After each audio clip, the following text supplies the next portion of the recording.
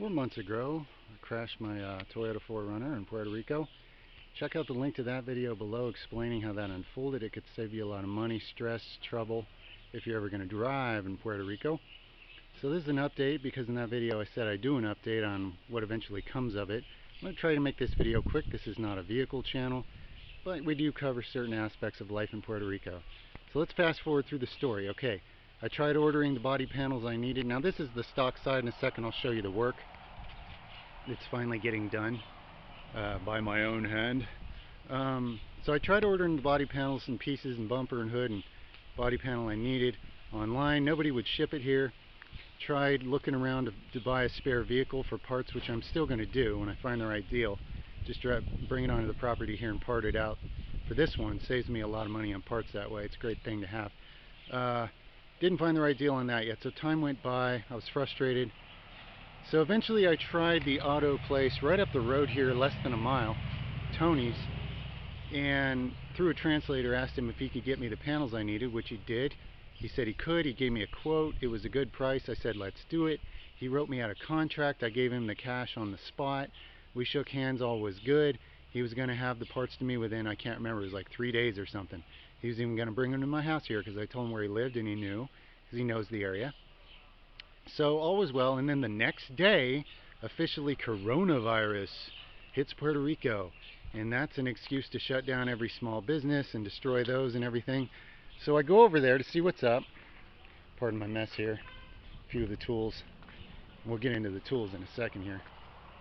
But anyway, I go over there and he's like, I can't get the pieces. I paid him already. Yeah, flat black. I dig it. Black and red. The new style, the new look. Rugged. Rugged. I'll take it. I wanted the flat black bumper. Ended up with chrome. It's all they could get. This blinker I still need to replace with the real one. This is just a temporary thing. But anyway, let's go for a little walk. You can see the work. It's coming along nicely. Pieces are almost, the job's almost done, let's say. Anyway, I feel like going for a walk back here. So you can look at some nice scenery.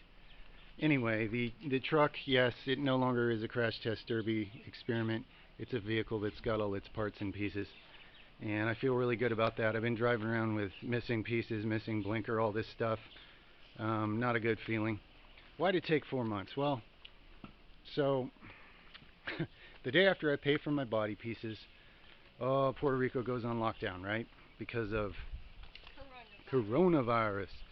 An excuse to lock down everything and put small businesses out of business and destroy the economy and everything else. I'm not even going to get into it. But what was my point with that? So I'm thinking, okay, how long till I get my body panels? Or do I ever get them? Is that company going to be out of business? Now I'm never going to get what I paid for. So I'm still driving around this crash test road warrior abomination. You know, every time I pass a cop I cringe, wondering what's going to happen.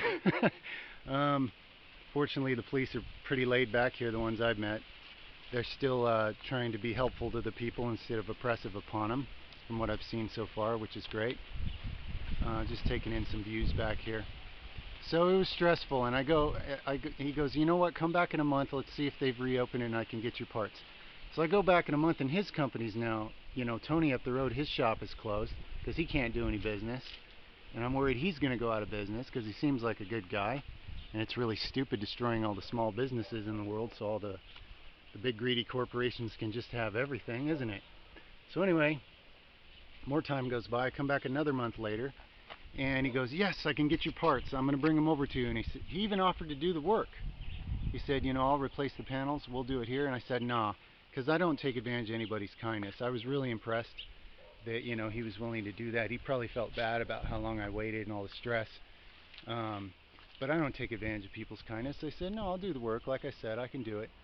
And I've never done body panel work before, and I'd heard horror stories, and they all turned out to be true.